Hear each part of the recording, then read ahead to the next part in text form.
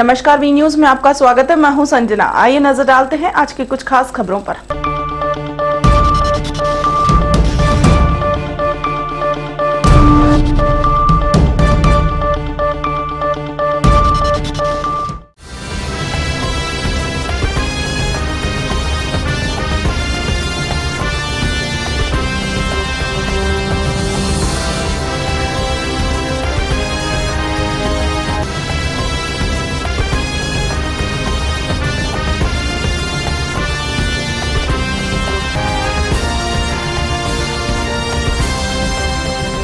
नमस्कार, झारखंड जनसंचार में आपका स्वागत है। मैं हूं संजना। आइए नजर डालते हैं आज की कुछ खास खबरों पर।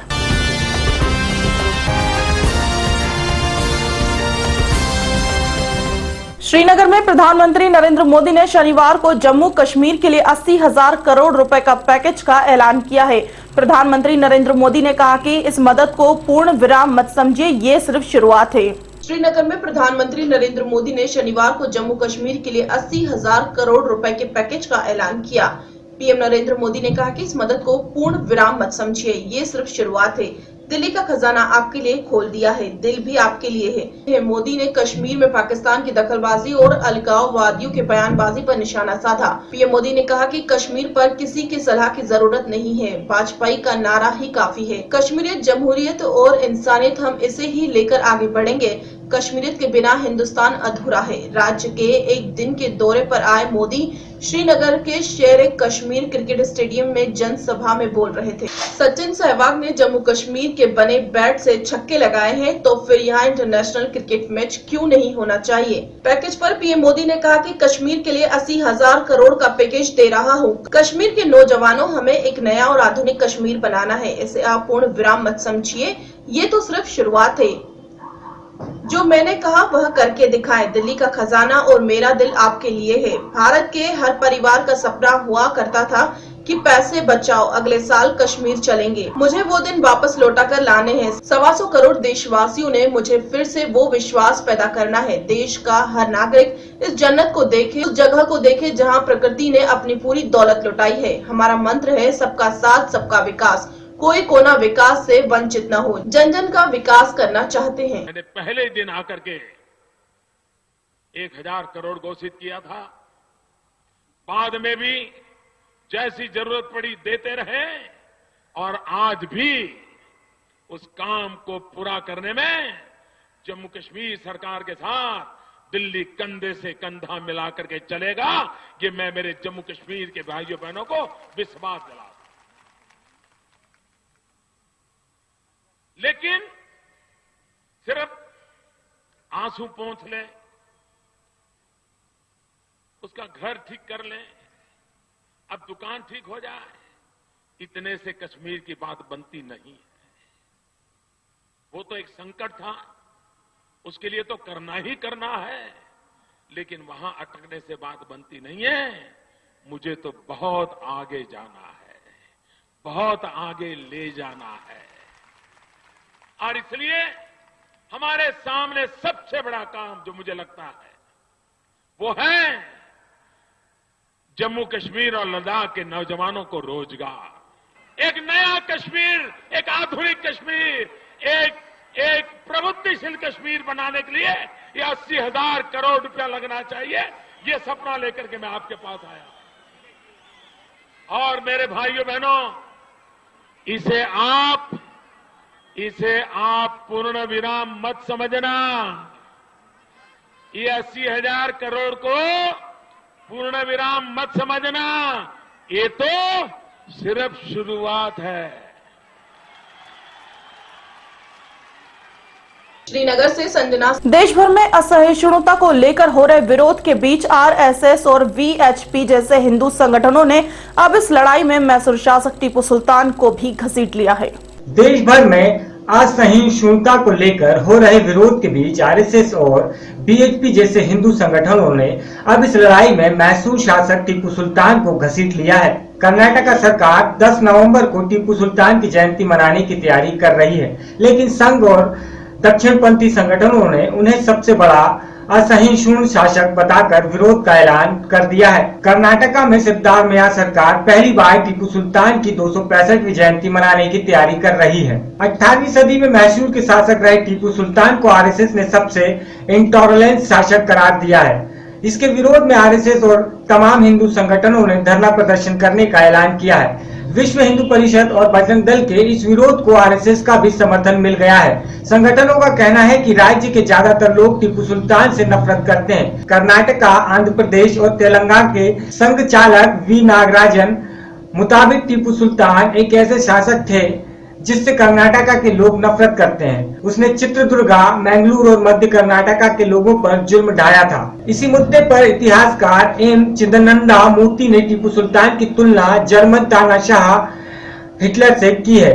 वही संघ संचालक नागराजन ने नेशनल अवार्ड लौटाने वाले लेखक, फिल्मकार और अन्य मशहूर हस्तियों को बौद्धिक रूप से असहिष्णुता करार दिया है। उन्होंने कहा है कि आरएसएस इसे बौद्धिक असहिष्णुता के रूप में देखता है। लेखकों में खुद असहिष्णुता है। बेंगलोर से सलीम खान। जमशेदपुर में जेएनयूआरएम के तहत खरीदी गई अधिकतर बसें इन दिनों सिद्धगोड़ा डिपो में जंग खा रही है। सूत्रों के अनुसार खरीदी गई 50 में से 35 बसों का टैक्स फेल हो गया है, जिन्हें सिंगोड़ा डिपो में खड़ा कर दिया गया है। इन बसों को 26 नवंबर 2014 के बाद से टैक्स बकाया है। जमशेदपुर में जेएनयूआरएम के तहत खरीदी गई अधिकतर बसें इन दिनों सिद्धगोड़ा डिपो में जंग खा रही हैं। सूत्रों के अनुसार जेएनयूआरएम के तहत खरीदी गई 50 में से 35 सिटी बसों का टैक्स फेल हो गया है, जिन्हें सिद्धगोड़ा डिपो में खड़ा कर दिया गया है। इन बसों का 26 नवंबर 2014 के बाद से टैक्स बकाया है। प्रत्येक बस का प्रति 3 माह के हिसाब से लगभग 3150 रुपए टैक्स जमा किया जाना है।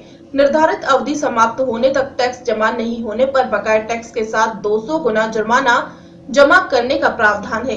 टैक्स और जुर्माने की राशि जेएनएससी के वहन करनी होगी। बाकी 15 सिटी बसों के टैक्स का भुगतान 1 सप्ताह पूर्व परिवहन विभाग को दिया गया। जेटीडीसी के अनुसार विगत 5 साल में जमशेदपुर के सिटी बस परिचालन में 56 से 103% का नुकसान हुआ है। शहर में सिटी बस परिचालन की जिम्मेदारी झारखंड पर्यटन विकास निगम द्वारा कैपिटल एजेंसी को सौंपी थी।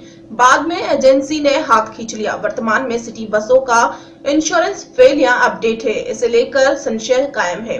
एक रूट का टेंडर होना बाकी है। जेएनएससी ने सिटी बस की मरम्मत कराकर बसों के परिचालन के लिए टेंडर निकाला था। 3 रूट का टेंडर हो गया है, जबकि 1 रूट का पुनः टेंडर होगा।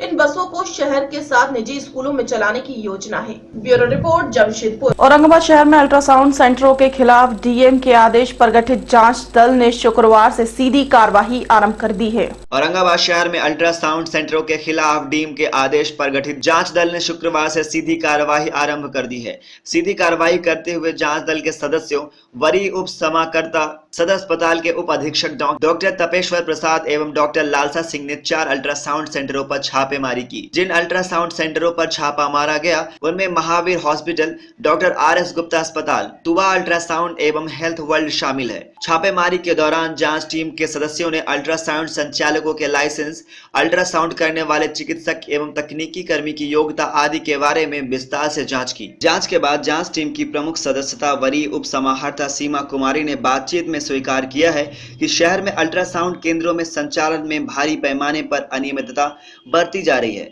और प्रावधानों के विपरीत अल्ट्रासाउंड केंद्रों का संचालन किया जा रहा है। जांच अधिकारी ने कहा है कि गड़बड़ियों की बेहद बारीकी से जांच की जा रही है और गड़बड़ी करने वाले अल्ट्रासाउंड संचालक किसी भी सूरत में बख्शे नहीं जाएंगे, चाहे वह कितनी ही पहुंच एवं पैरवी वाले क्यों ना हो।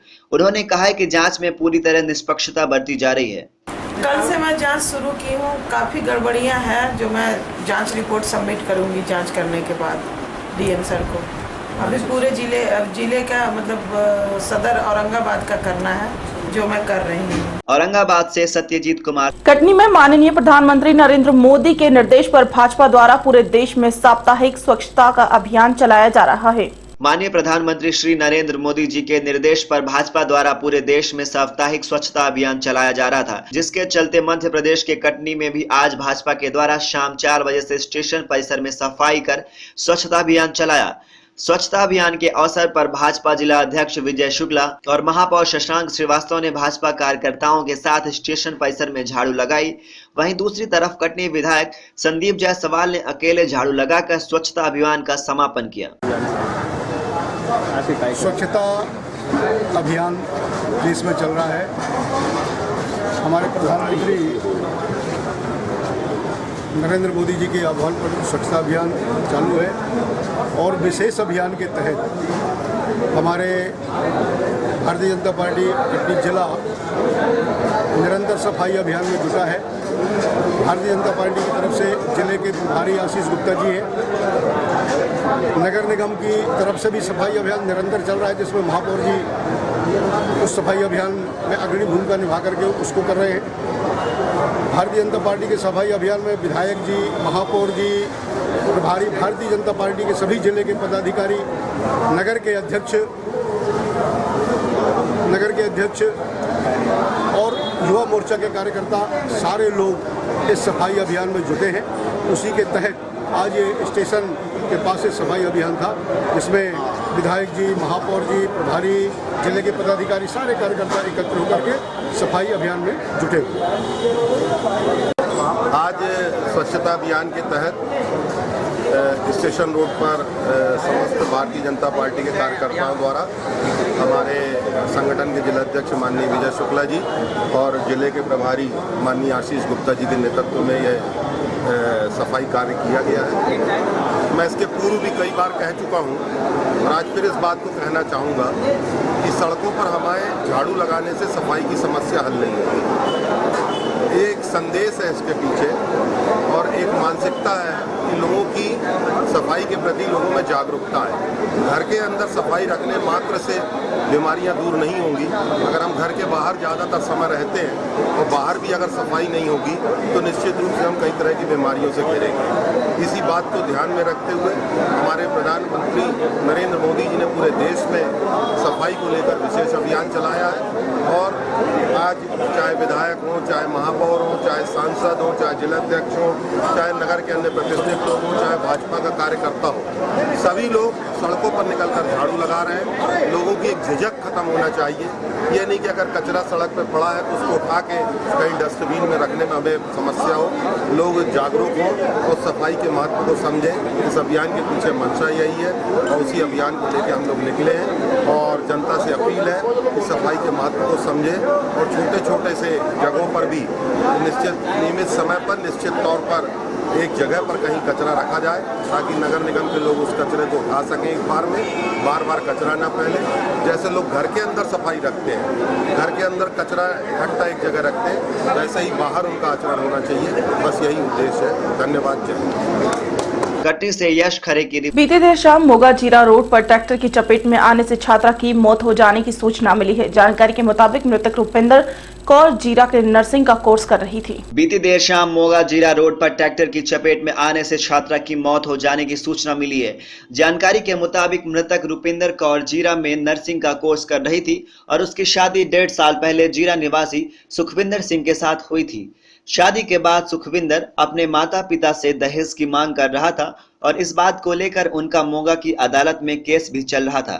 आज दिनांक अदालत में सुनवाई होनी थी, जिसके लिए उसका भाई मनप्रीत सिंह रुपिंदर जीरा से मोगा अपने घर आ रहा था कि मोगा के पास एक ट्रक को पास करने के लिए वह रुक गए और उसी समय पीछे से आ रहे तेज रफ्तार ट्रैक्टर ट्राली ने उनके मोटरसाइकिल को अपनी चपेट में ले लिया, जिससे मौके पर ही रुपिंदर कौर की मौत हो गई और घटना का पता चलते ही उसके परिवार और पुलिस वाले मौके पर पहुंचे। शव को पोस्टमार्टम करवाने के लिए सरकारी अस्पताल भेज दिया गया, लेकिन परिवार वालों की ओर से इस घटना को अंजाम देने के लिए मृतका के पति की साजिश बताई है।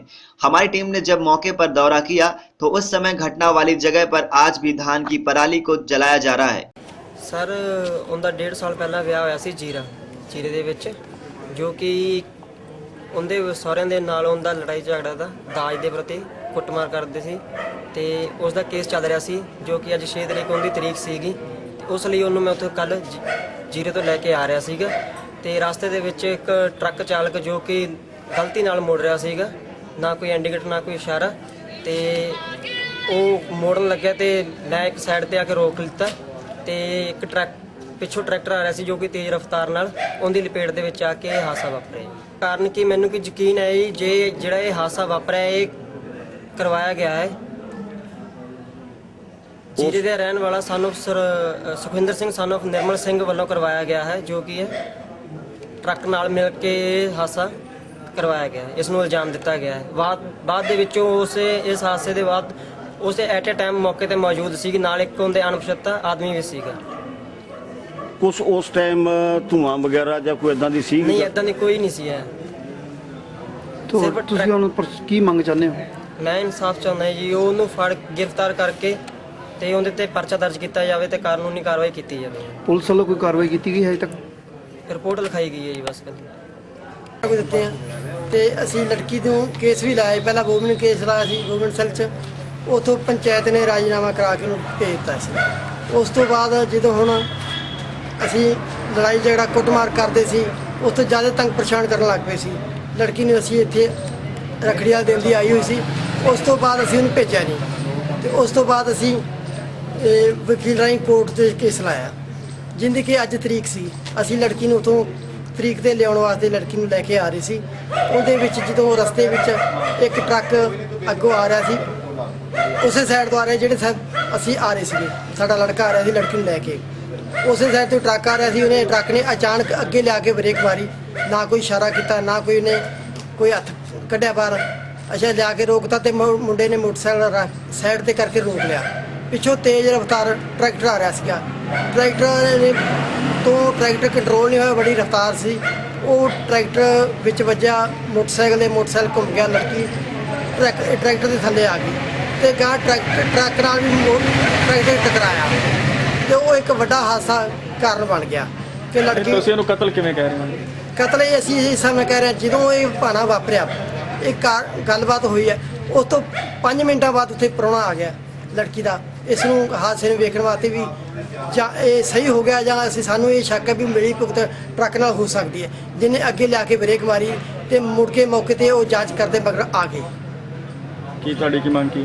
ਸਾਡੀ ਮੰਗ ਹੈ ਸਾਨੂੰ ਇਨਸਾਫ ਦਿੱਤਾ ਜਾਵੇ, ਉਹਨਾਂ ਨੂੰ ਸਖਤ ਤੋਂ ਸਖਤ ਸਜ਼ਾ ਹੋਵੇ, ਮੁਲਜ਼ਮਾਂ ਨੂੰ ਸਖਤ ਤੋਂ ਸਖਤ ਸਜ਼ਾ ਹੋਵੇ, ਸਾਨੂੰ ਇਨਸਾਫ ਮਿਲੇ। ਤੁਹਾਡੀ ਬੇਟੀ ਦਾ ਵਿਆਹ ਹੋਇਆ ਨੂੰ ਕਿੰਨਾ ਚਿਰ ਹੋ ਗਿਆ? 1.5 ਸਾਲ ਹੋ ਗਿਆ ਜੀ।